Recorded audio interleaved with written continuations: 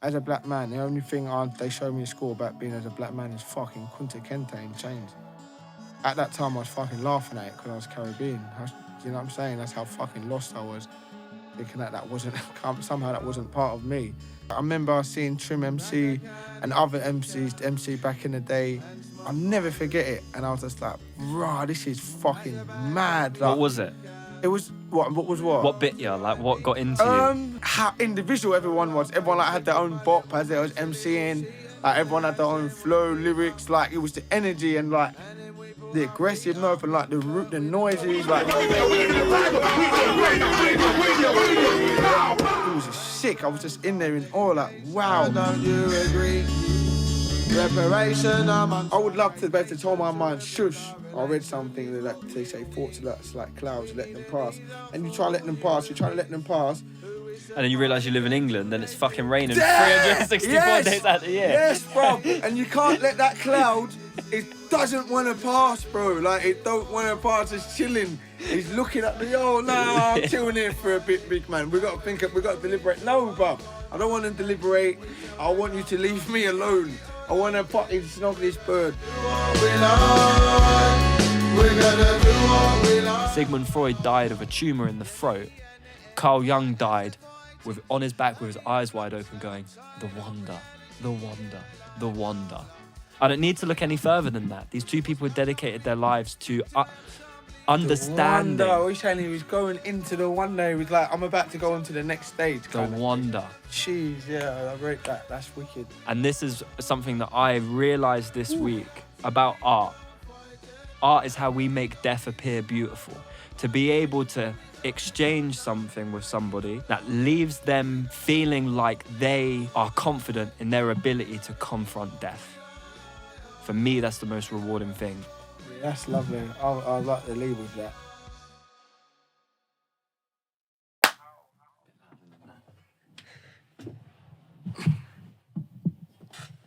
And we're in, straight in. The man, the myth, the legend, Hak Baker, Mr. Fuck You himself. Yeah.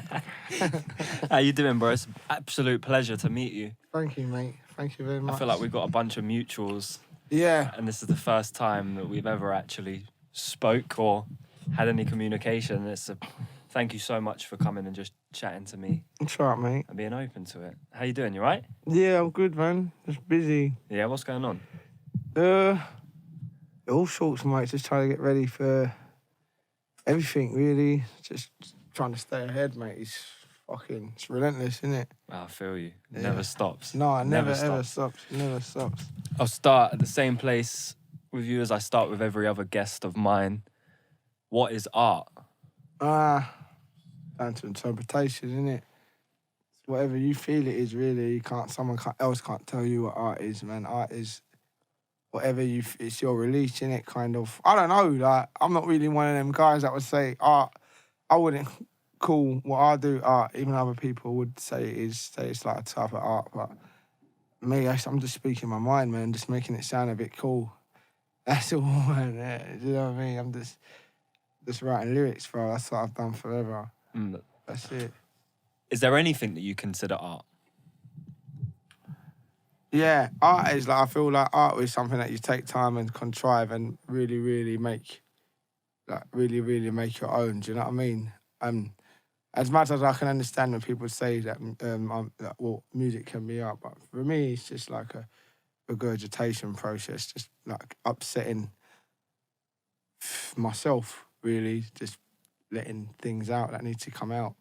Do you know what I mean? Other people, I respect what they call art, but me, bro, I'm just letting out some truths and just making it rhyme a bit, that's all, man. Do you know what I mean? I think there's a beauty in that essential approach to it. Instead of, like you said, making it this grand thing, just boiling it down to a really human thing of just getting out your troubles. It's the blues. That's what it is, bruv. That's what it is.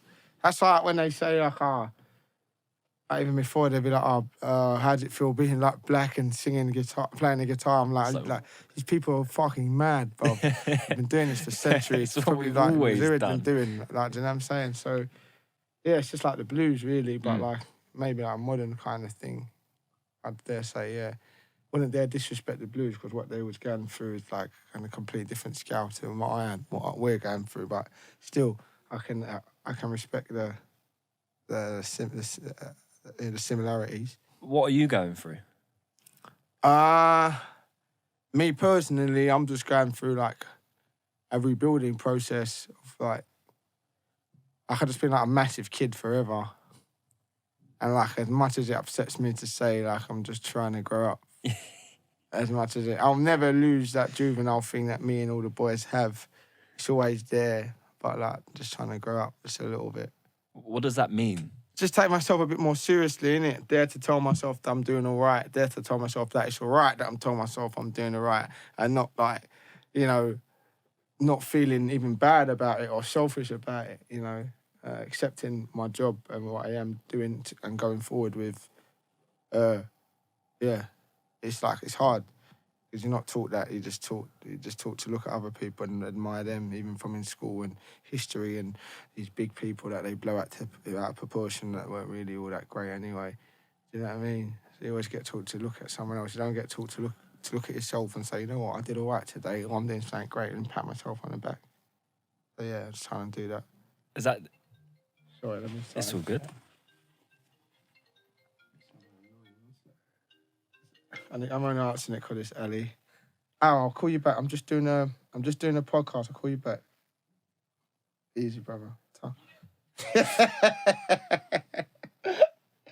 Yeah, it's Ali, my producer and my guy. Anyway, yeah. Ali's the guy. Yeah. He helped me produce and engineered and mixed one of my songs as well. Oh, really? Yeah, In Her Hands. Yeah, he did. We did that at Lonesome Dog Studios before the revamp. Before the revamp, So shout out Ali. Yeah, he's the guy, man. I was literally just speaking to him earlier because he's posted the pictures of the studio. Oh, yeah. With the rebuild. What's it like? It's lovely. I can't I've been wait sleeping in it from when it was first built it to when it was fucking a bomb site, and now when I sleep there, it's a bit warm and a bit comfortable. Like it's, you know, yeah, I've been. It's great. Paradise man. in there now. Yeah. Big up hours, man. How long have you known him? So I was about 13, 12. Did you keep in touch? Yeah, we've always kept in touch. I lived with him for a bit and got kicked out of his house for a little while. And I was like, I was like 15. And I had it for years, man. Ali even wrote me a letter when I was in jail and shit as well. Like, you didn't have to do that. Like, by that time, we was living completely separate lives. But we were still, still knew there was something between us. We was always still pals, even there. Yeah, Ali's the guy, man. I'm interested to know what he brought to your music. Well, I didn't know what music I was making. I just come to a point where I had a guitar and I wrote two songs, which was like Conundrums and 7 a.m. And there was a couple other tunes as well. But then I was just like, look, well, I've got this guitar. Who the fuck else am I going to come to? I need to come to you.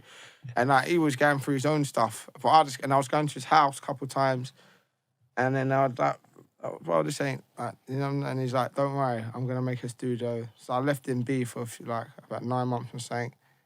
And he said, don't worry, I'm going to make a studio. I'm going to make it, trust me. And he did, and he come through with it. So, and then we just started penning, just went in there. I showed him where I was at, and then we just kind of made this new melancholic sound that we go through, that we dubbed G-Folk. And it's crazy, I just learned a lot from him, and there's still more to learn. And now we're learning off each other, which is great. But for me, it's like sensei kind of vibes. I learn a lot from him, and yeah, still learning, and yeah, it helps me.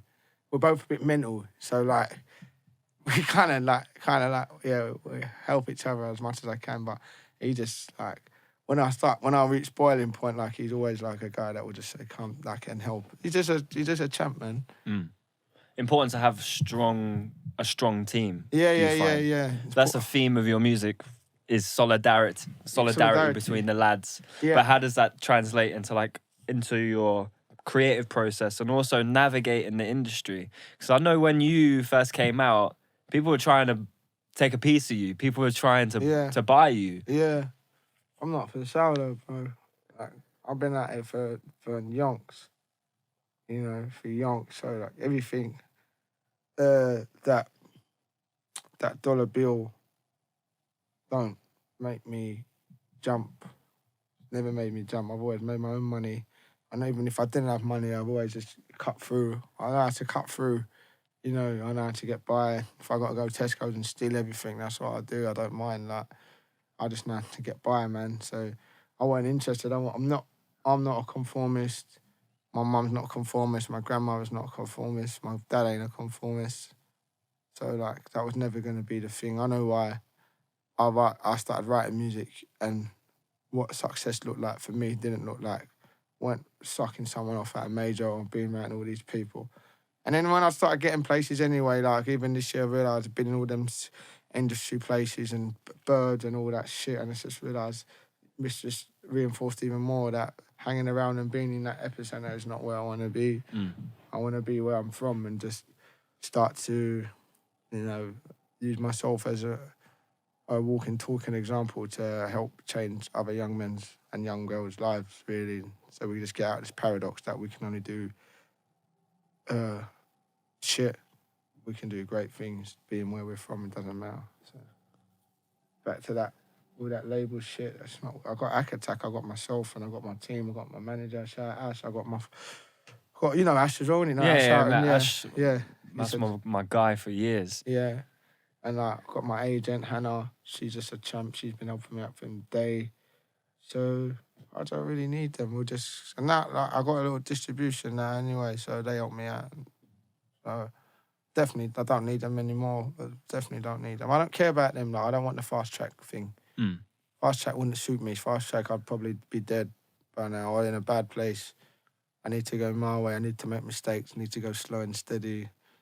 And then the people feel that a bit more anyway. You give your time to really connect with the people and they can feel you out and see, is he all right? Is he genuine?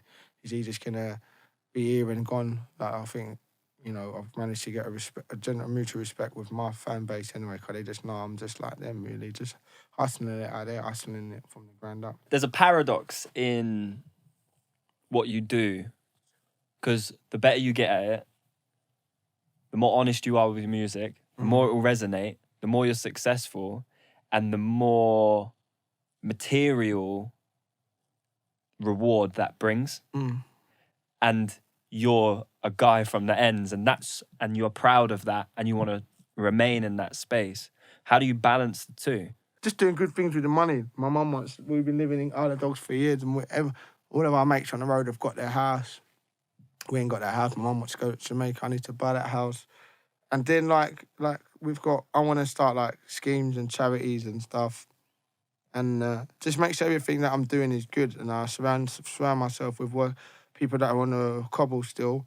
Like, everyone wants to get rich and move out. I don't want to move out. I want to buy a house, like, down the road from here, Columbia Road in Hackney, Tower Hamlets, whatever, and still be here. Like, just get a nice house. And always surround myself with what's real. I don't want to go and surround myself like in the fantasy land. Obviously, it would be nice to be able to disappear and go on holidays every now and again.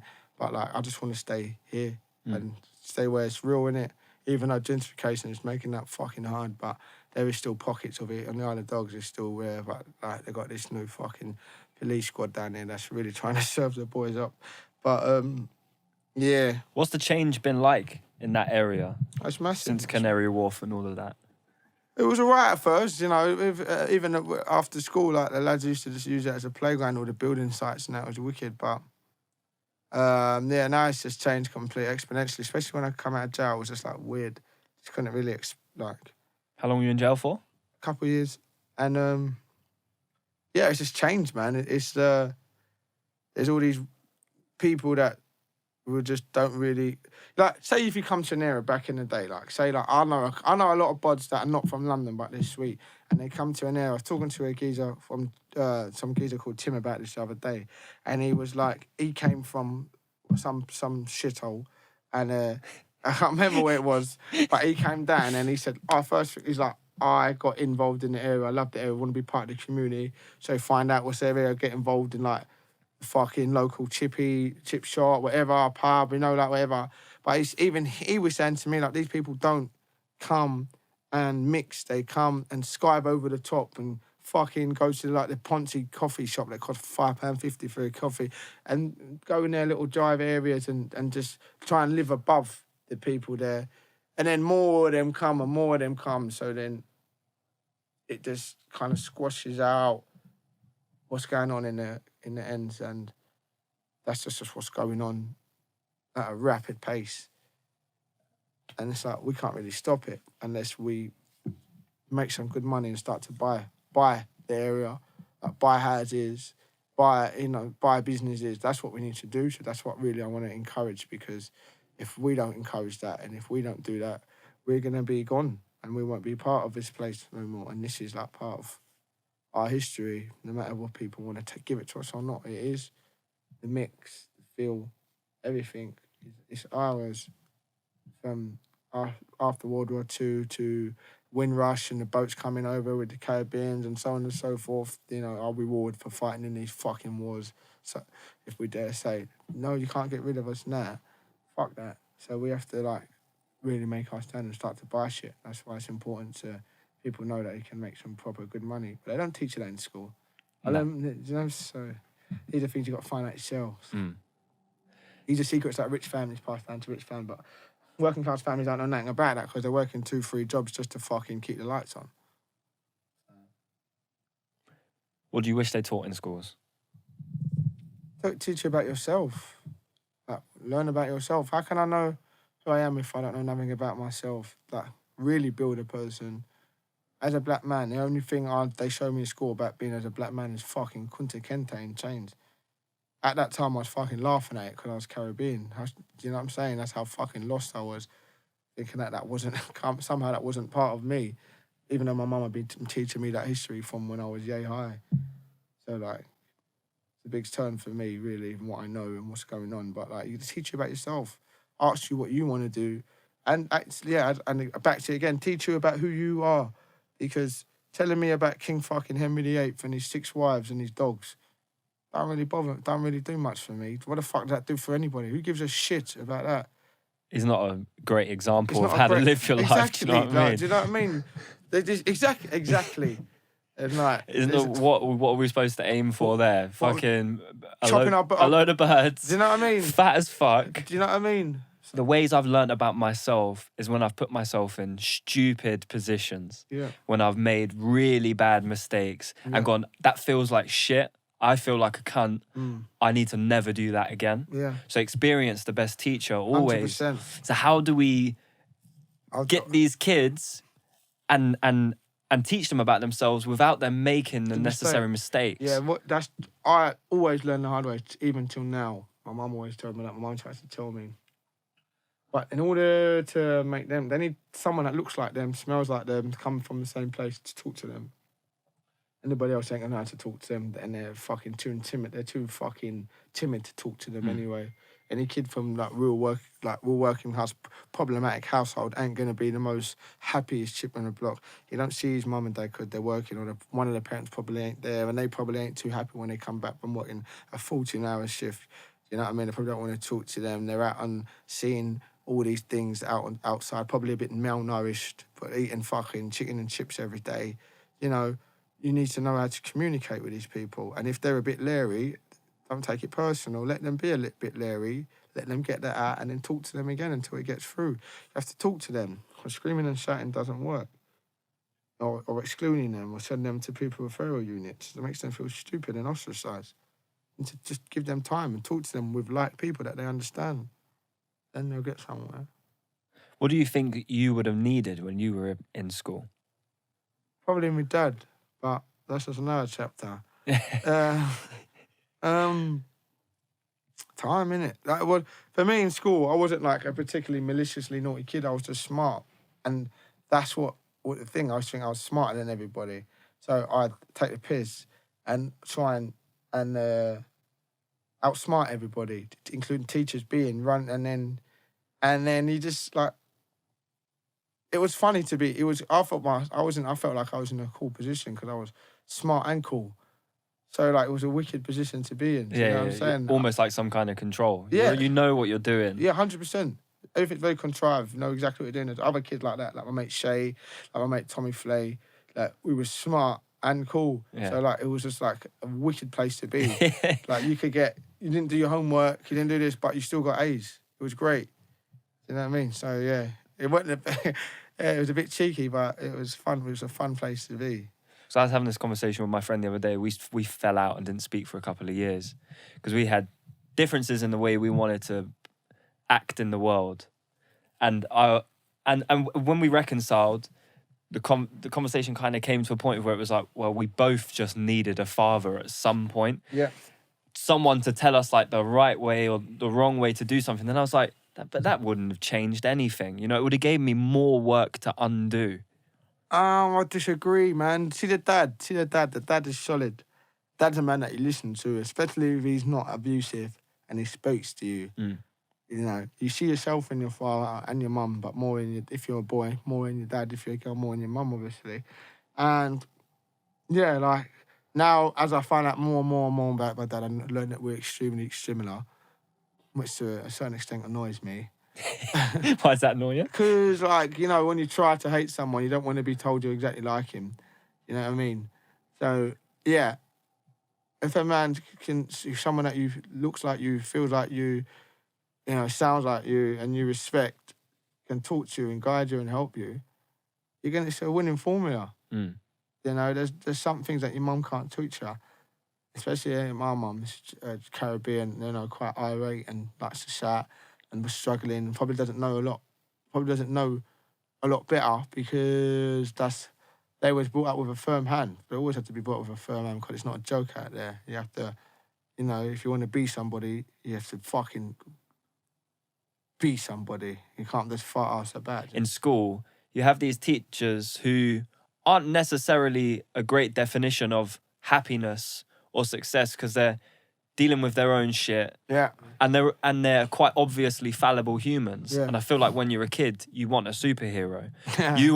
You don't want to accept a grown-up's fallibility because then you have to accept your own. And as a kid, that's too much to process.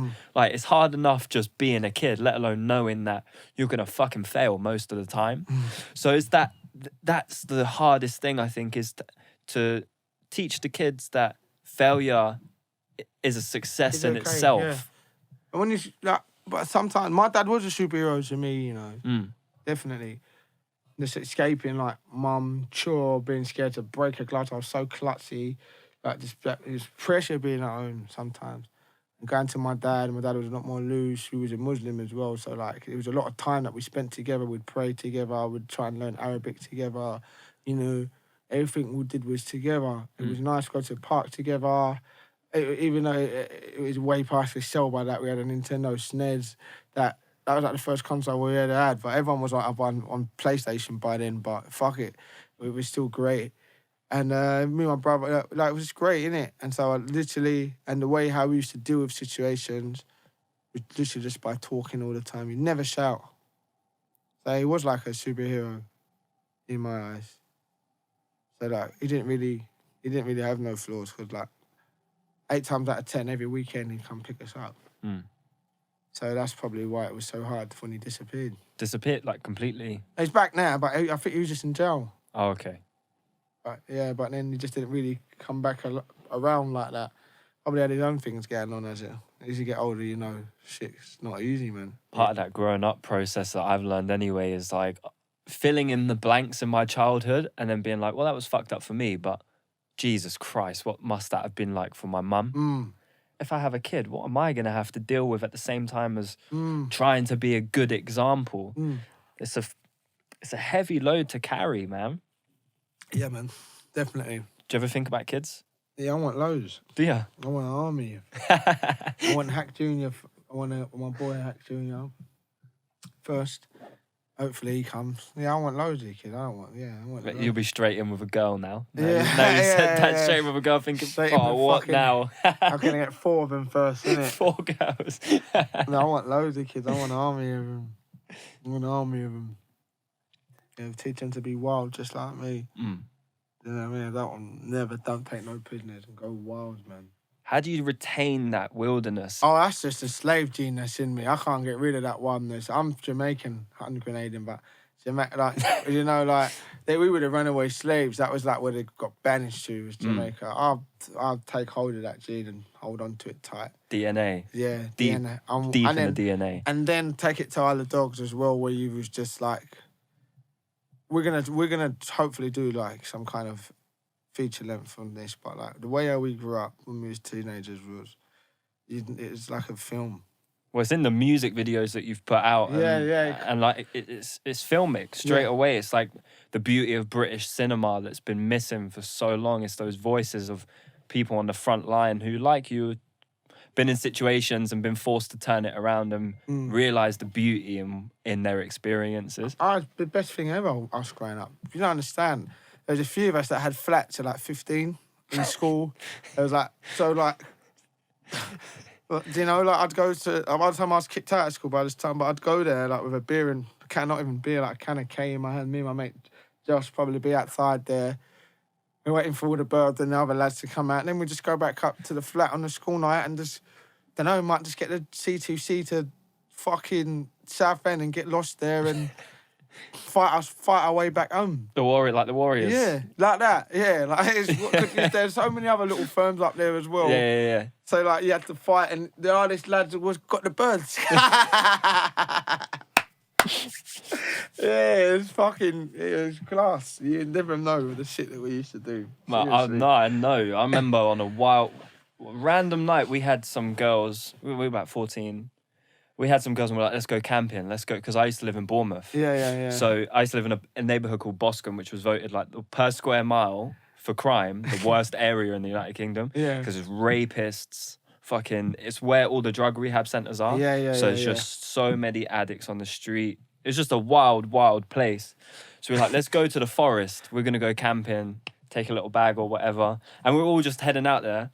And we're in this first-class carriage. Remember when trains had carriages? But they had the little sliding doors with the seats, the benches. And we were in, and we got to Totton in Southampton. And there's about 10 or 15, like 18-year-olds come on. So they look like full-grown men. Yeah. And we were all in tracksuits. They were all in jeans and Rockports and Lacoste and all that. And we were like, They start, it's like a film. We see them at the end of the train and they're making their way through the train just looking for someone, looking for a victim. And we were just way too young to even do anything. And the guy comes in and for some reason, one guy's got a black eye and a bleeding nose. He's like, which one of you cunts did this? We're like, mate, we've been on this train before you. It's none of us. And then slow motion, you just see a fucking bottle fly through the air. And I'll watch it past my face, smash this kid we were with, Charlie, in the face. His face just explodes, and that was it. It was like Saving Private Ryan, the first scene. Fucking, stab him! We're all just like, oh my God. We're like laying on top of my mate who's just completely passed out, like, basically it was torture, like Saw for fucking till the next train station where they shook our hands and was like, well, have a good night, yeah, lads. And we were just like, got off the train, my mate's face looks like Theme Hospital where they've fucking got inflated heads. We're like, probably gonna have to go to a hospital, aren't we, for fuck's sake? Got a night in the hospital, free dinner, free breakfast, so that was all right. It's and whenever I meet up with the boys, whenever I go back to Bournemouth, we have the same conversations. We retell the same fucking story.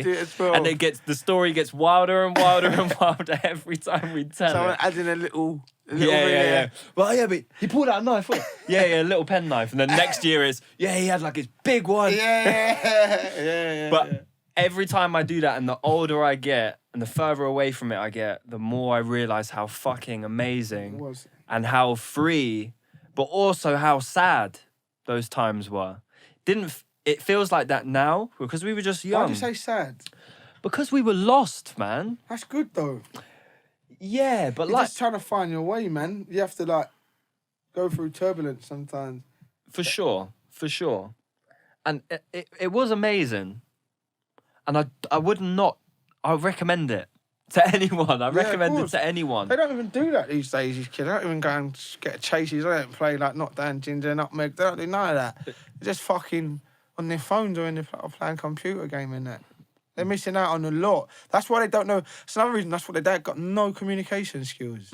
Even though they spend all day plugged in. Yeah, but that's not, as you know, that's not real communication skills. That's not how you deal with people. That's not how you read someone's face. That's not how you read someone's gestures, That's not how you read when someone's hiding something. They got none of them great communication skills that us as grown people, us as like a generation prior have.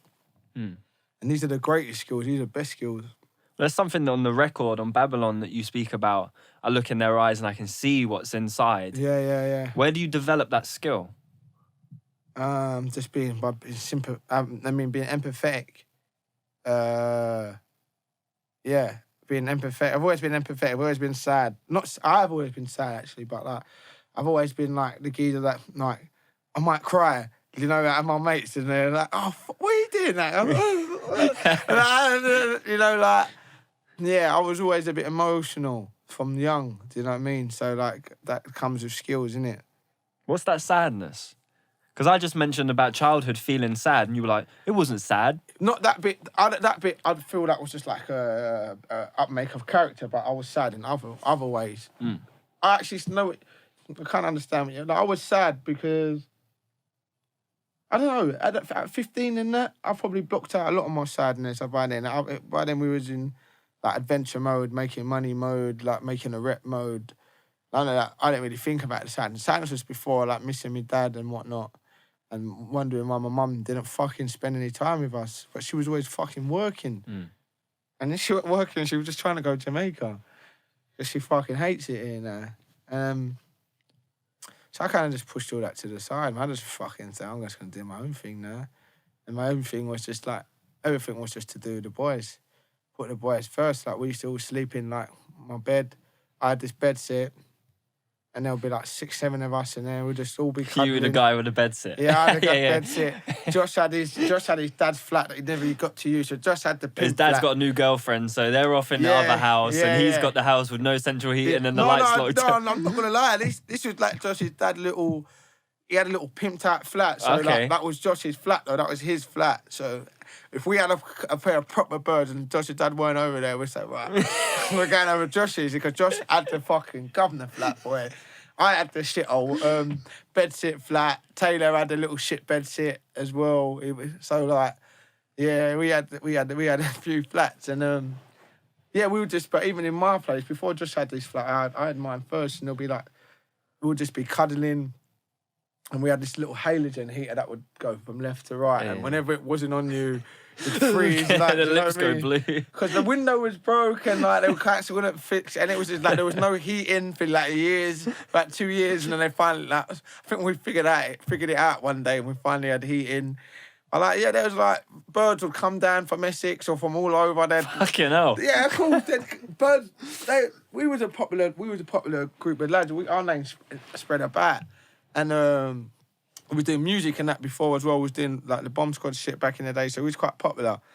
So, yeah, birds used to come down in flocks, and we'd have to like try and navigate them through the area, because we'd have our angry birds from the area that would fucking hate them because they wouldn't get an invite up to the flat, and they'd bash them up if they'd see them. Oh shit. Yeah. So we really had to.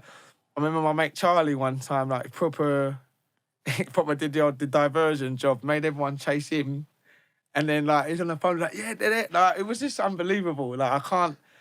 Yeah, we'd have to like when the films come out, like my mates would, like, Charlie would climb up the fucking side of the block, up the drain pipe in, because there'll be like also like 20 lads downstairs that couldn't get the invite hour, because we can't have a flat full of like 50 lads and like 6 birds. Yeah. So like we'd have to like say like, sorry lads, you're not. Not this week. Not this week. You know what I mean? And we developed like a call point system. He said, you ain't got enough call points. Sorry, man. Like, you're not coming up. You know what I mean? That is fucking hilarious. You never, it would wild, man. At what point do you go, these will make some fucking brilliant songs? Don't know. I just don't know, man. Just started playing and it's just what came out of me, man. And there's so much more to talk about as well. But yeah, I don't know. I can't tell you, mate. It just came out. Was the Bomb Squad stuff, was that similar, in a similar vein in terms of, in homage to what you were experiencing? Was it more of a bossy thing? Oh yeah, Bomb Squad was more of a bit of a glitzy thing. It was like, no, it weren't actually. It's just what we was doing at the time. Like, and at that time, everybody was kind of doing those kind of things. But we was quite good at it. And I remember the first time I was in Till, I was in the ends, and Trim was there. And then everyone was talking about MCing and whatnot. And I was just walking down the road. I think my mate Tyrone was there. And they was like, oh yeah, we're going youth club, come. And I was like, what? And they're like, these boys are about a good 5 years older than me, but I knew them all from like just through the area, my sister and whatnot, sister older. So yeah, come up. And I remember I went to Alpha Grove Youth Club in Tiller. Only super old school heads will know about who that is. But like anyway, and it was just like, I remember seeing Trim MC and other MCs, MC back in the day. And I was just like, I'll never forget it. And I was just like, rah, this is fucking mad. Like, What was it? It was, what was what? What bit you? Like, what got into you? Like, how individual everyone was. Everyone, like, had their own bop as they was MCing.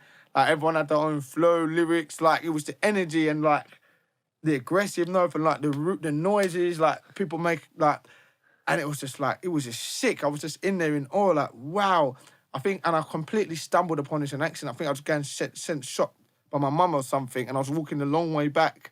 That's what I always used to do, is to play out with the shopping, because she wouldn't used to let me out. So I'd always try and see what I could just bump into in Tiller.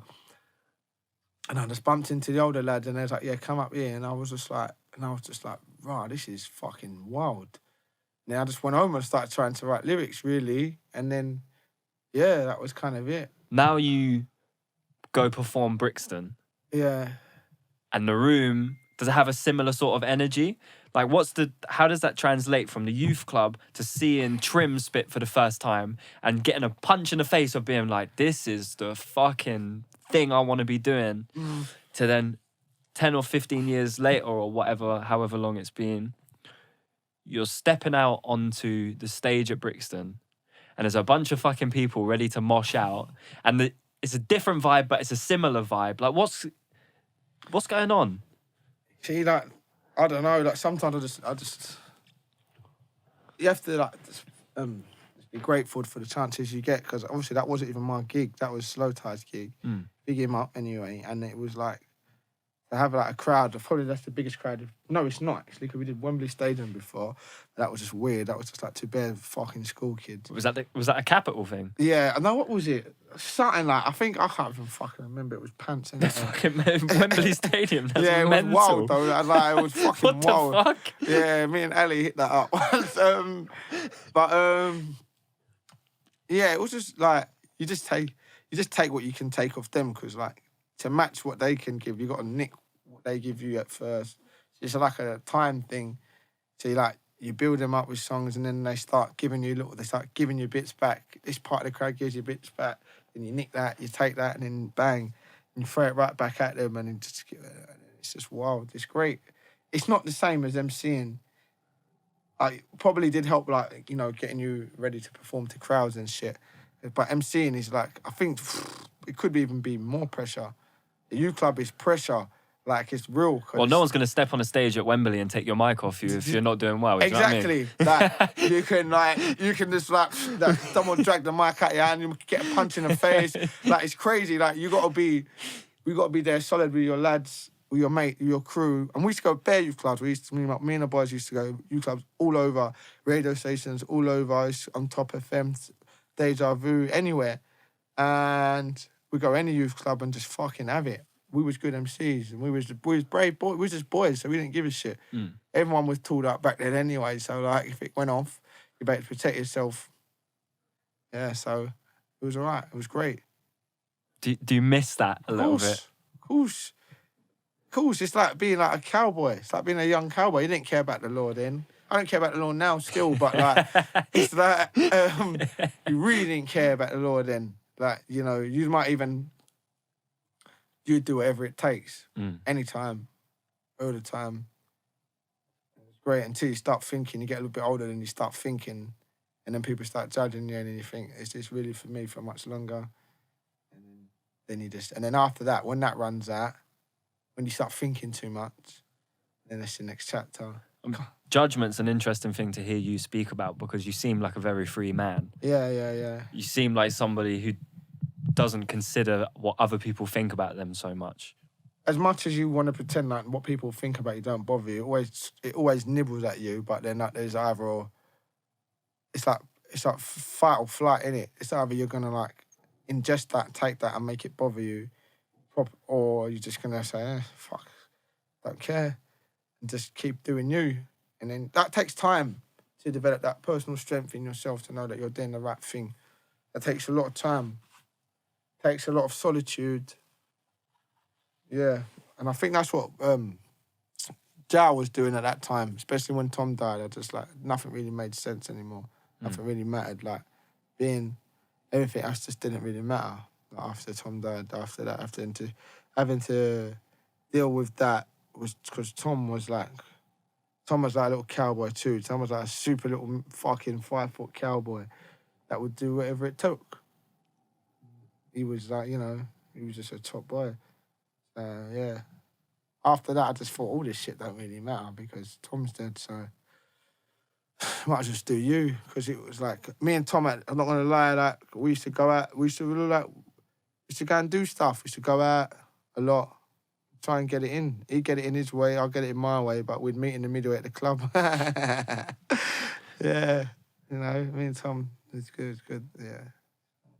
But it's a journey to get to that point of where it's an acceptance almost. Yeah. What was the period like before you reconciled it in your mind? Even that time was happening, I was starting to think, like, this is a bit shit. I want to have a laugh now. And then that's when it kind of changed. And then we was like, we was like a group of lads in the ends that was like, right, though we were about it, we can jump in a transit van and do this and go and hurt people and whatnot. But I just thought, this is boring. I don't want to do that now. I want to go now. I want to party. Yeah. So we started partying. Yeah, we started partying a lot.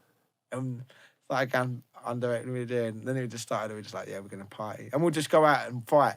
We wouldn't go out and do other stuff. We just go out to clubs and have a punch up. That was all right too. It's a sport, for sure. It's a sport. You have to do that. You have to go out, see what you can handle, see what's going on. Test your limits, test your boundaries. Yeah. We was always fighting anyway. But when you then raving times, that's when you start fighting like bigger men, You got to stand with your boys and fight. It's great. It's all great. Like, it's all part of growing up. It's all like, it's harmless. Like, it's all part of, so yeah, we started doing that. And people can grow to resent you when you're having fun and you're making money. And that's what kind of started going on. So I just started caring even more, really. It's brought me closer to my group of mates. And so then jail happens. Yep. You get a lot of time to reflect on what you're doing. Yeah. What'd you go to jail for? Robbery. Okay. So you land in jail. With my Cody. They got Shane. Bumpy, yeah. Land and just get on with it. It's not a big deal. You just get on with it, innit? Jail's jail.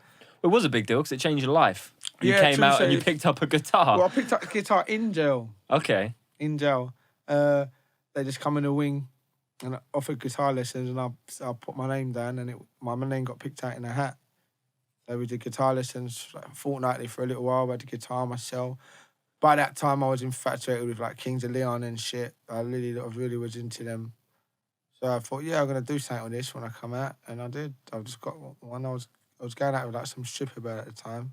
I won't say her name, but she's a top bird, bigger up anyway. And I didn't have a bank account or nothing, and she bought me this guitar. Yeah, and yeah. I still got that guitar as well. I call it Delilah. Ash described you to me once as the best person he knows at being able to experience something, go away for 5 minutes, and then come back with a piece of work. Like the way that you can just... Big ass, yeah. He says that the filtration system between what you experience and then how you interpret it and spit it back out is so quick and so pure, he said, that it's like nothing he's ever experienced. Nice, that's really nice. Big up, Ash. Yeah, kind of like that, yeah. How do you keep it so pure? Because I don't lie to myself anymore. Anymore? Yeah. Everyone used to lie to themselves. Well, if I didn't, I did, definitely. I used to pretend that I was a hard thing for Walker band. People used to hate me. I used to be flash. I used to think that I was like hard, super hard. But really and truthfully, I'm not. I'm a nice boy. I'm a nice person with a big heart. But if you piss me off, I'm going to give it to you. Not like that, but like I'll give it to you in whatever way where you want to bring it to. That's it. I'm a nice person. I don't want to pretend I'm walking about like I'm hard and thing. I'm even trying to stop frowning all the time. I'm always frowning. I'm like, relax, bruv. Like, you know. But then when I'm super happy, people think I'm weird because I'll be talking aloud in the street and humming and that's what I do. Because I'm just like, I'm this new word called ambivert, which is like supposed to be like a mixture of extrovert and introvert. But I think like I'm the perfect blend of that. That's an interesting thing to teach a kid, to accept their own softness, accept their own gentleness. Yeah. It's great being gentle, man, because like you can, as I said, you can look at someone and see that they're annoyed or pissed off or something. Or you can see the tenseness in people. How tense I used to be, I'm just loosening up now. Just now, like, all that tenseness, it's no good. Just need to be cool and gentle. Like, if you have a bit of femininity in you, embrace that. Don't, like, fight that shit. All that masculinity leads to men killing themselves or killing each other. Don't need all that, man. Just love ultimately rules and wins, really. Like, when people can forgive people and all that shit. Forgive, not forget, though, innit? Yeah. Don't forget cunts when people are being a cunt. You remember that geezer is a prick. But you can forgive him. Easy to forgive him. Forgive them. Forgive everybody. Forgive them. How does that then apply to yourself? I've forgiven myself for all the shit I've done. I've done some shit. I've forgiven myself because I know some people that have done worse shit and they're better people than me. You know, so just forgive yourself as well. Give yourself, and tell yourself, well done. Apologise to yourself for abusing yourself like that, you know, in whatever way you do, choose to. I know what I do. I drink uncontrollably. So yeah, just forgive yourself. Be nice to yourself. Acceptance of the past, I feel, is a difficult thing for people to do. To forgive themselves, to be able to just go, mate, it was crazy. It's always crazy. Like, it's understandable that anyone would act any way, you know, like nothing is surprising. No reaction to life is surprising. No reaction to the conditions of being can shock you because it's fucking mental. Everything is absolutely mental at every moment. So like, someone flies off the fucking rails, someone descends into chaos, someone just becomes a selfish cunt, someone, like, whatever happens, it's fine. As long as you get to a point where you're like, okay, I need to stop that now because I have more to offer. That's key. Yeah. I have more to offer now. Yeah, that's key. Yeah. When do you realise that? Probably about 3 weeks ago. Probably about 3 weeks ago. And I'm honestly like I'm drinking very like once a week now. Instead of like 4 times a week. You know what I'm saying? But that's like realising like, bro, you can't give the best of you if you're fucking hungover all week. Literally. Because if you're drinking 4 days a week, you're hungover all week. Like, what the fuck? You're running at like, you're trying to exert 100%, but you're running at like 50, 60. You're doing damage to yourself. Too much damage. So like, that was like, I just thought, that's enough. And I was starting to realise I was being horrible to people that love and care for me. That's not right. So I just had to do something about it. Whenever I've really desired guidance or like a father figure or something like that, yeah, it's because I've wanted somebody to tell me what my purpose is. Yeah. Somebody to tell me what my responsibility is. How have you got with that? What is your purpose? Do you know what it is? I feel like I have something good to work towards. Yeah. Which is just to bring people closer to an understanding of themselves. Yeah. I know I'm struggling, to be honest, to put it into like things that I can go out in the world and do, but maybe not, because I do a podcast, I make music, I fucking make films, I do all of that other stuff. But it's just to bring people to a better understanding of themselves. And like we just spoke about, understand that their past and their future, it's all up in the air. Like, it's all up for interpretation. Like you said, it's all art. All time is art. And it's just about how we're perceiving it. Yeah. Look at it beautifully and see what it does for your life. That's my purpose, essentially. That's my mantra. So that's what I work towards now. But whenever I have desired guidance, it's always because I wanted someone to give me a responsibility that wasn't so hard to achieve. Yeah. It was always to be like, give me a lesser load. I don't want to accept the fact that I have to chase this unattainable thing, which is saving the world in whatever form I see, because it's never going to happen. We're never going to have a perfect world or a utopia, and I'm going to fail in everything I do, totally. I may succeed in small increments, but in the grand scheme of things, the change will be so minimal and that anyone would look at it like a failure. There's people that do things and go towards things and like, but another problem would always come to fruition for some reason, and that's just what humans are like. Mm. You know, there'll be a point in the coming, you know, half century or something where, like, overt racism will be like fucking kind of at, you know, probably not really visible. But by then we'll probably be fighting robots or some shit. Mm. Because this is what we fucking do. Well, this is the thing. I have this conversation quite often. I think people are like, what we need is aliens or robots to take over or whatever, and then we'll finally unite. And I'm like, no, that's not how it works. It will just make our division even clearer. Yeah. Because racism, bigotry, and all of that stuff is team fear. It's team hate. Acceptance and forgiveness and compassion and empathy is team love. And if an alien or if a foreign entity comes forward and you've got this team over here who's afraid of anything new, afraid of anything strange, afraid of anything alien, and they go get the guns because we're insecure, let's take them out before they take us out. And then you've got us, I'm guessing, on this side being like, reach out a hand. What's going on? How can we help? How can we make something between us?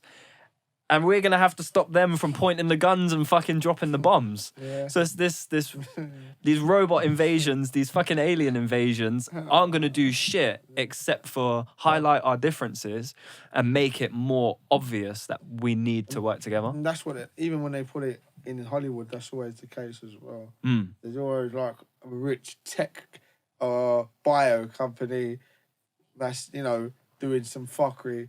And then there's like the other... the weak resistance.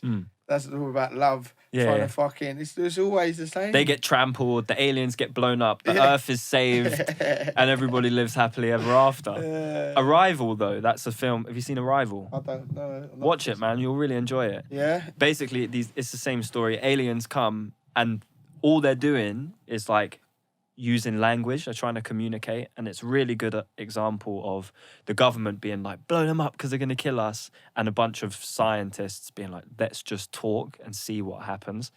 So check it out. It's really fucking good. I watched that today with a... Yeah, I'm trying to stay in today, so... Watch it, man. You'll love it. Yeah, it sounds like I like that, actually. Yeah, that idea that this foreign or this alien thing will unite us all. That's bullshit, man. Well, you only have to look at a refugee crisis. Those are aliens to someone who lives in England. What the fuck do they know about somebody who's fleeing a war zone in Gaza? And they're literally reaching out a hand, trying to come in and be like, come, just help us until at least we get back on our feet. Let's figure out some kind of way for this to work. And people are like, let them die in the sea. Let them wash up on the beaches. That's not fair, though, man. As in, like, within human nature, to just see someone die because you don't want them in your country. You're going to watch kids and women die on your coast. We got Germany, because they were bringing a few people. They were letting a few bodies in, weren't they? But then you look at what happens after that. People start becoming Nazis again. Yeah, for real. That's what started World War II. That's what Hitler used. He was like, immigration is the problem. So come and join me. I'll sort it all out. That's how the Nazi Party got started. That's what they used. Was immigration, basically. And they're using it again today. And they use it again today. It's no different. It's just a fucking different brand name. It's the exact same motivation. It's still extreme acts of fear and segregation and alienation and hate. It doesn't change. I don't really get it. I don't know why they need to exercise that. And I don't know what kind of power they're looking for. I don't understand why anybody would want to be support some kind of supremacist group. With just fear. In my mind, it's just... I don't think it's fear, though. It's insecurity, man. course. Because what are you scared of? Like, you see people living in harmony day in, day out. What exactly are you scared of, this one person? What are you scared of? It's not... It's something... Like, I don't know if they want to keep the people at loggerheads. Like, I don't know if it's, like, in their interest to keep people at some kind of division, to distract from what's allegedly going on in the leadership of the world and countries and places.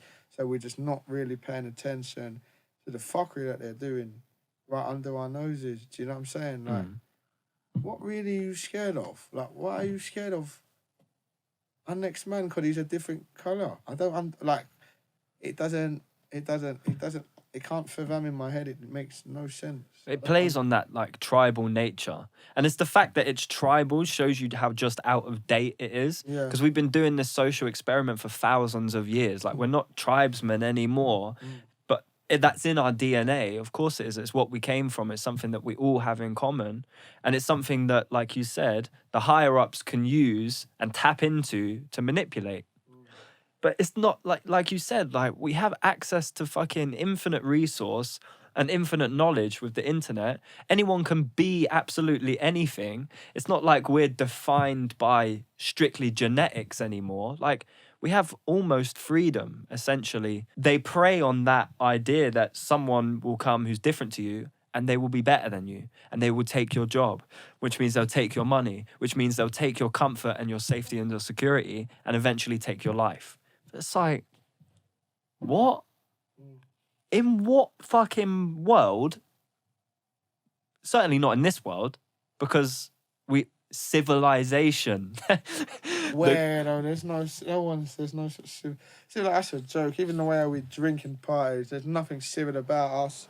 Like, even if I take it away from, you know, people that live at a high echelon than us, there's nothing civil about us. Well, there is, in the sense that, I mean, we don't disagree, and then we don't kill each other. Yeah. Apart from that, apart from not being complete like savages. And we shit in toilets and flush it, and it disappears, and we don't worry about it. Apart from that, like, yeah, we're not civil features, man. But that's besides the point, really. Like, as you said, like, we should be able to, but it's just never gonna happen. And that's London for me, is that it just becomes a playground for the elite. Yeah, it is. That's what it's coming towards now. Like, that's where it's going towards now. It's losing all its passion, its feel, its rough edges. They put out these fucking heartless fucking shit buildings up that are freezing and not made out of fucking solid bricks and mortar. This country is made of hard-working bricks and mortar, you know, these fucking makeshift container flats that they're fucking importing from China. It's just shocking. And, yes, there's no love on the streets no more. The kids can feel it more than they feel it. I can feel it. And everyone's just fighting for things that they don't own. So I just don't really understand it. You could just chill and be nice to that geezer. It's always easier when you're nice. To maintain a scowl and an angry energy would exhaust you. Yeah. You know what I'm saying? Like, it's easier to just chill. Smoke some weed and say, what's happening, mate? Yo, what you up to? Like, pick up a guitar, listen to Daughters. Listen to Daughter and just chill, bro. Like, I don't know, man. It just doesn't make sense in my head anymore. Because I've done that the full circle. I've had that thing where I've had the hate stored up in my chest, you know, burning, you know, like, and want to fucking go out and hit someone with a brick. But now I just want to chill, man, and just fucking talk to a geezer, talk to a bird, see what's happening. If we can do something together, something harmonious. Harmony is beautiful. You know, harmony, like, even in singing, literally, is like, that guy's doing that bird or that geezer's doing that, and they bring it together, and together it makes like an awesome, you know, unfiltered sound. Like, harmony is like two differences coming together. Like, it works. The word harmony even sounds good. Like, you know, make you feel like that. It works. But it's interesting having this conversation, you feeling like what you do is an art. But really and truly, all art has ever been is a way for us to act harmoniously. If art isn't harmonious, if music isn't harmonious... Yeah, music is harmonious. Is art harmonious? For me, it's an example of how to behave harmoniously in accordance with nature and the rest of the world. And yourself. There you go. Actually, that's a perfect example. Art is an example of how to act, of how to be in harmony with yourself. And it resonates from you. And you put out these songs which are so you. They couldn't be anybody else's songs. Yeah. But because they're in harmony with yourself, suddenly you get to travel.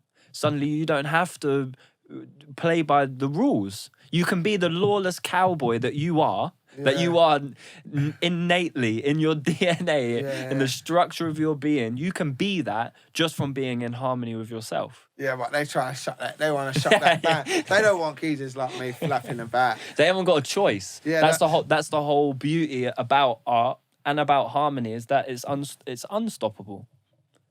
It is. Yeah, I hear that. So and again, for you to be a father of a generation, essentially. Fucking hell. That's some pressure. Well, it's not, because that's what we're all doing. It's what anyone who fucking makes good art, makes good stuff, and leads a good life is doing. They're raising the people around them. They're raising anyone who comes in contact with them. And again, art, as a definition, art is just a way to raise people, a way to raise yourself. Like in these songs. You're not lying to yourself anymore. Yeah, no. You're raising yourself up to higher ground, and you're doing it on a record for people to see with no shame, with no fear, with pride and forgiveness and compassion, which is, again, a perfect example to set for people. Again, this is like, as I told you, about 3 weeks ago when I told myself I was doing all right. So, like, even all that, like, it just goes like, whoa, okay, maybe I'm doing something a bit better than I felt. But it's nice to finally not be known for fucking arrogant shit or, like, nice clothes or being a prick, you know? It's nice. It's a new feeling that I want to get used to and not think, oh, because you can also get addicted to, like, I was talking to Ash about this the other day about self-destructing yourself and feeling like this is where I have to be. I don't deserve to be happy. I have to drink 10 pints tonight because that's just how it is. And you know you're going to feel shit tomorrow, but that's what we do. You know, we're in a shit place, Hack. We've got to do this. And I've just started to feel like, no, we ain't got to do that no more. People become, like, addicted to that kind of lifestyle. Coping mechanisms. You know, but they're not. Like, the brain is a wonderful, wonderful experience, you know, being in sync and actually in control of yourself and what you do and how you feel. It's amazing. As I say, it makes you want to skip down the road. You know what I mean? Like, I feel right. I ain't had a spliff, I ain't had a drink, but yeah, I feel right. I've had a couple of bananas. Fucking hell. All I've eaten today is fucking a handful of prunes. That's all I've had. And a glass of water. Yeah. So I know exactly where you're coming from. Actually, I had a coffee, I won't lie. I know I've got a zoot rolled in the bag, ready to go. So I'm not an angel. Yeah. I'm not going to lie, I was thinking about a spliff about 5 minutes ago. And I think, when I get back from the gym, I'm going to have a spliff or what? Yeah, definitely. You know? I find...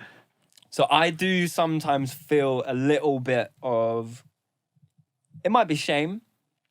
I love mushrooms. Yeah. I love acid. Yeah. I love weed. Yeah.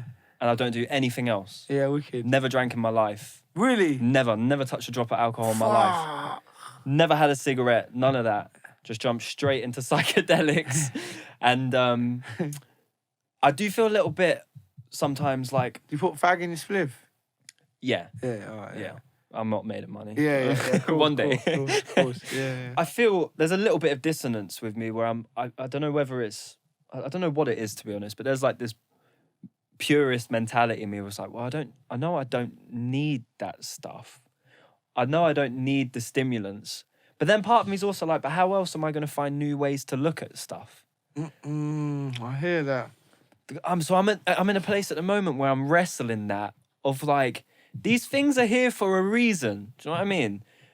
There is a certain level of mundanity that comes with consciousness, that comes with awareness. Even though everything is fucking mental, there's something in our brains, like Aldous Huxley would say, there's a valve where you have to suppress how mental things are just to survive. So otherwise you just be like this. Like you are when you're on psychedelics or when you're too high or when you're too fucked. So I side with Huxley a little bit of these things, weed, psychedelics help me ease off the valve a little bit and let some of the magic back in. I hear that.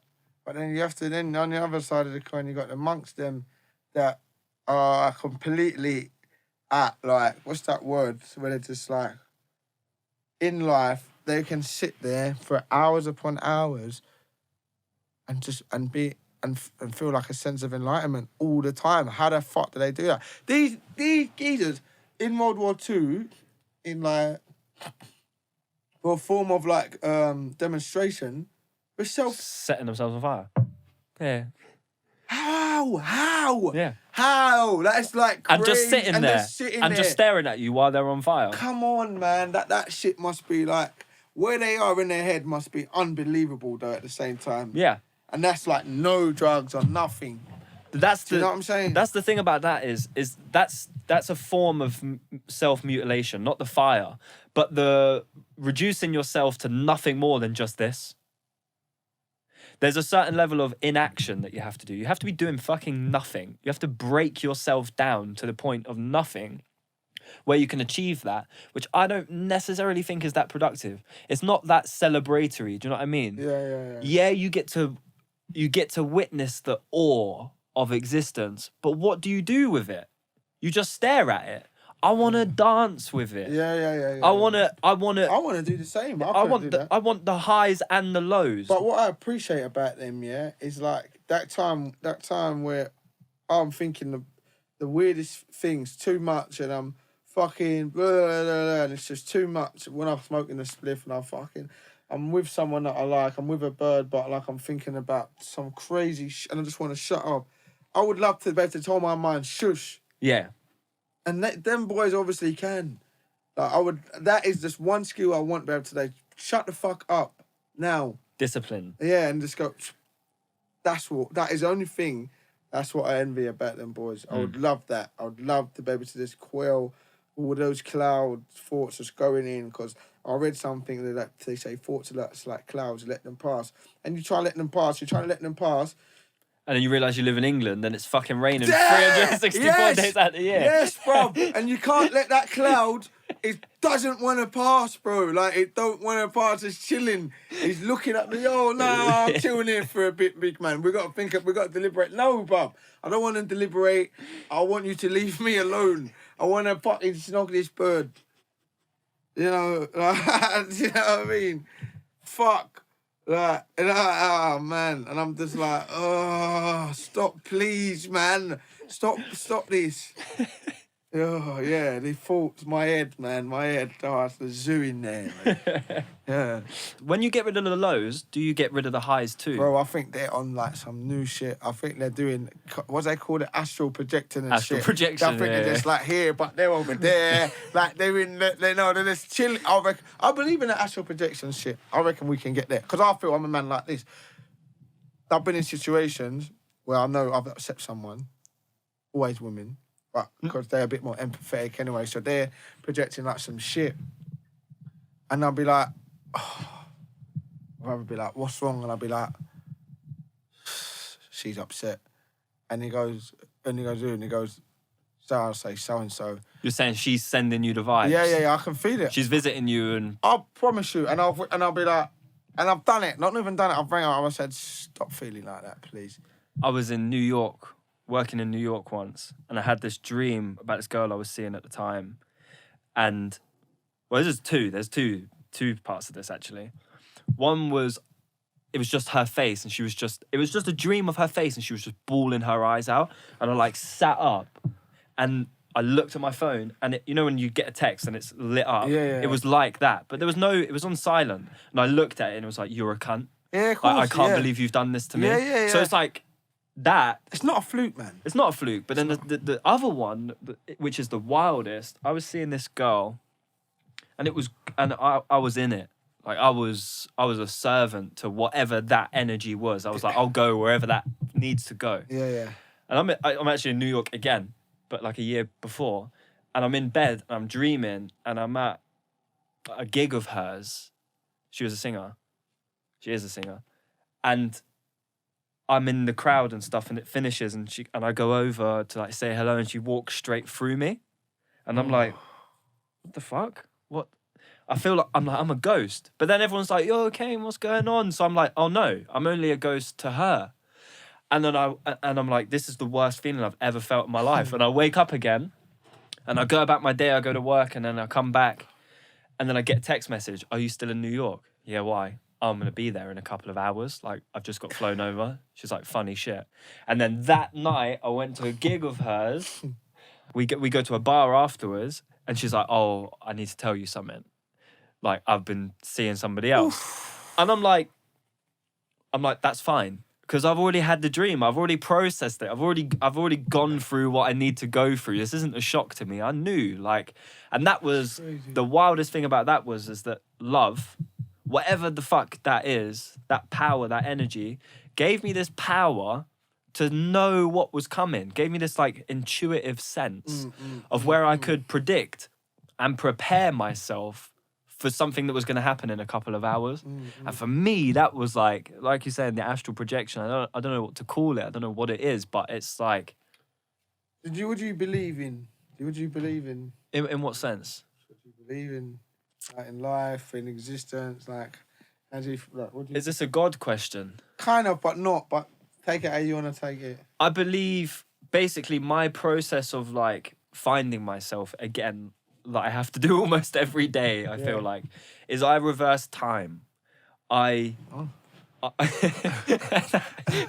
reverse time in my mind, and I grow down into a baby, and then I go smaller, then I go back into my mum, and then my mum goes, and everything goes backwards, and everything just goes back to wherever the fuck it came from, and everything starts like going from this really separate world that we live in, and all boils down back to this single point, and whatever that is, where everything came from, that's what I believe in, and that's what I like draw my power from, or my energy from, essentially. And I think that's what God is, whatever these arguments that we have about I hear that, but then how did it all begin then? So you say you keep going, you're going back in time. What made it start? What made time start? See, that's the thing I get hung up on, because this is the part where love and fear comes back into it. Because if you boil all this material stuff back to its origins, the only thing that's left once you get rid of that is awareness, consciousness. Because there's no way to not have that. It's present in absolutely everything that lives. Space?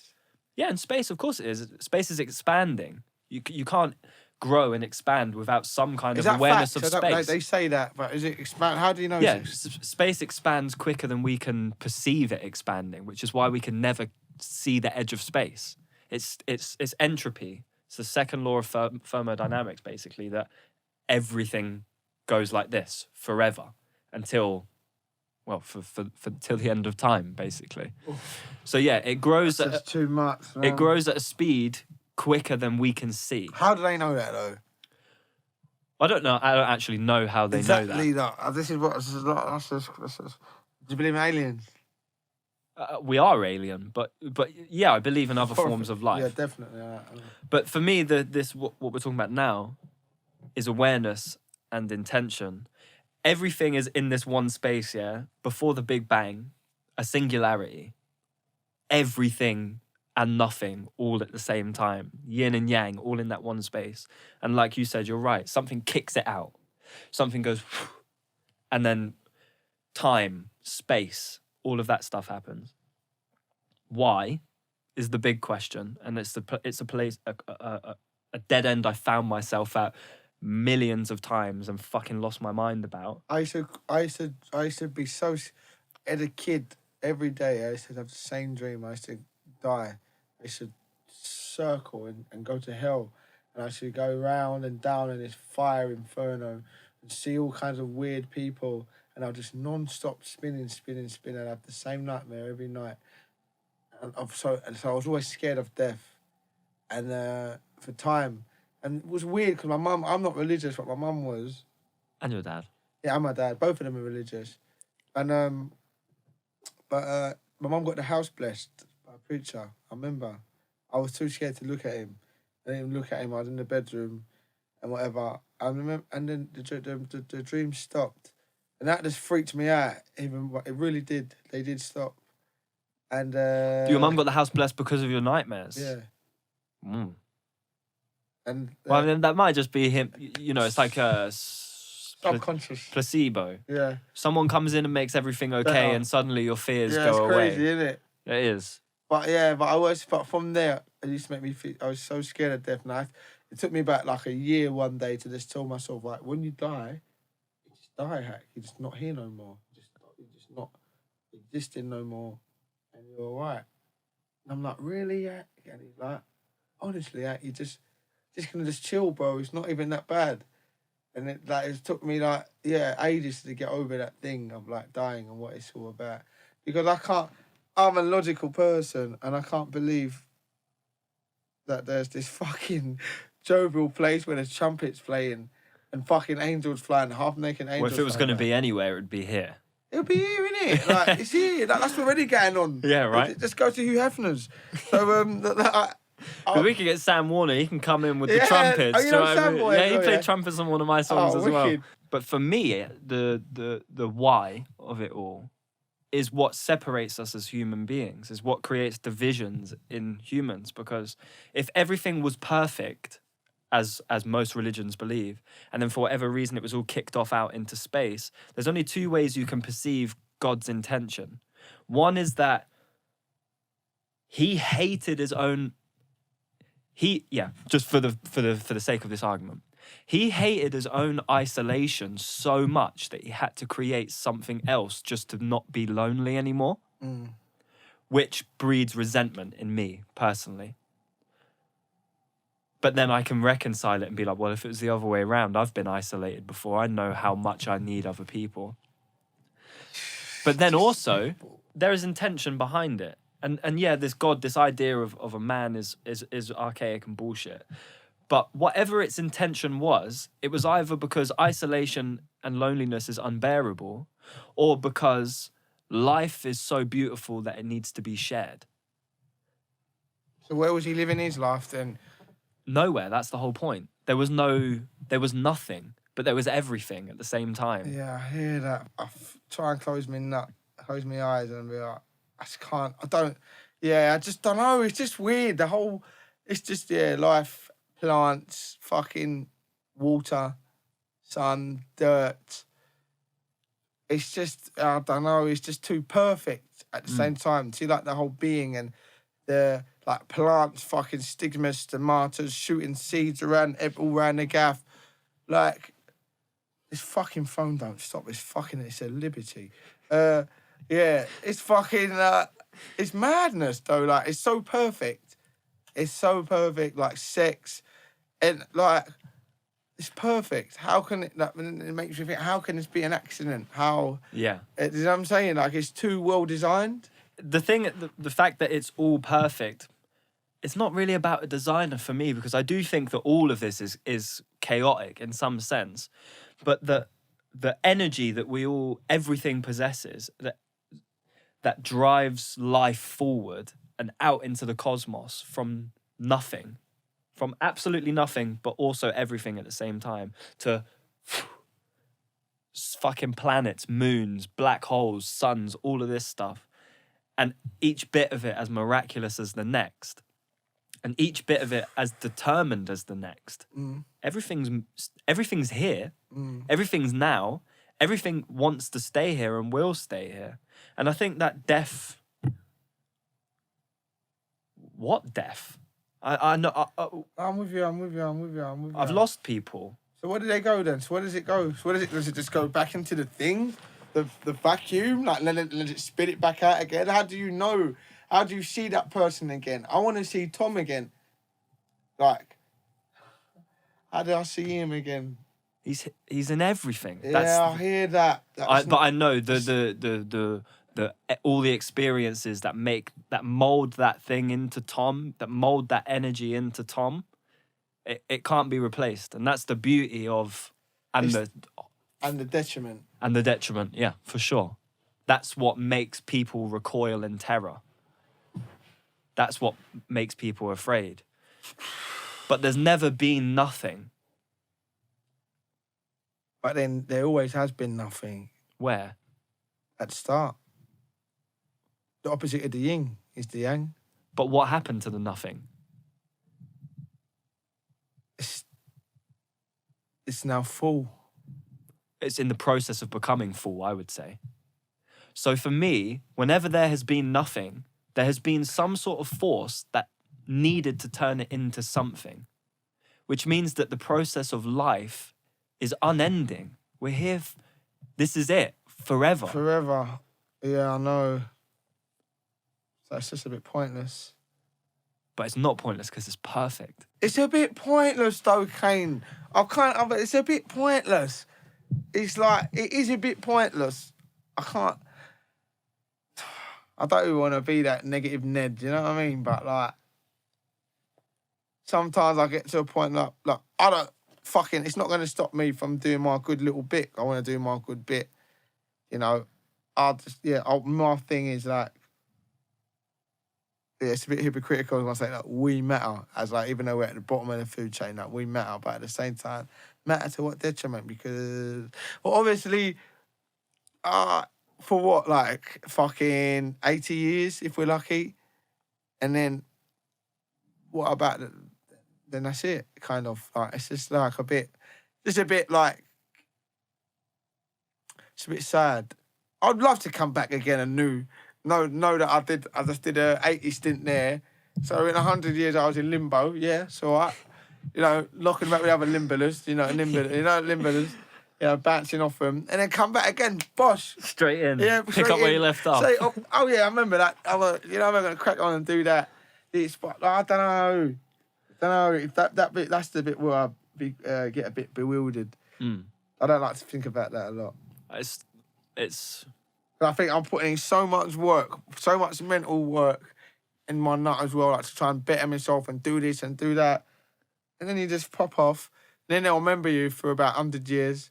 And then that's it. There is an eternity, I believe. I believe it's here and now. Not in these forms that we can understand. Yeah. But in a bigger, wider concept. Do you think we kind of figure out when we die a bit more? It depends how you lived your life. If you dedicate your life to trying to understand that, I believe at the end you'll get an answer. If you spend your whole life trying to run from it, then you'll get exactly what you worked hard for. The difference, the best example for me is the difference in the way Carl Jung and Sigmund Freud died. They're both the people who invented psychoanalysis, psychology. Everything that we know about psychology is from those two guys, essentially, and a bunch of other people they worked with, but those are the front runners. Sigmund Freud believed in no magic. He believed we're all beasts, slave to our sexuality, with no free will, nothing but just animal desire. Yeah. Like, there's nothing sacred about you. There's nothing sacred about me. There's nothing we can connect on apart from fucking survival, meat, and whatever. And Carl Jung was an artist. He painted and kept it all and was like, don't show anyone till 50 years after I've died. And they brought out the Red Book with all of his illustrations, all of his dreams.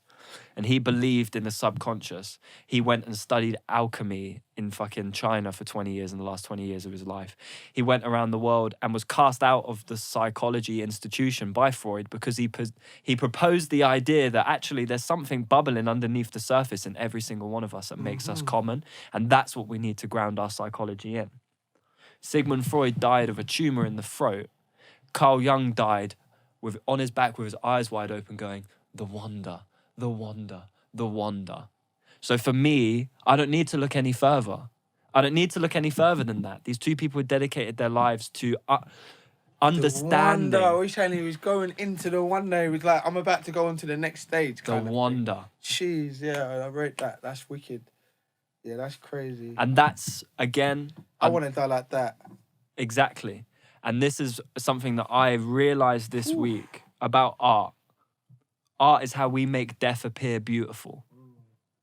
That's the purpose. That's the intention. To be able to exchange something with somebody that leaves them feeling like they are confident in their ability to confront death.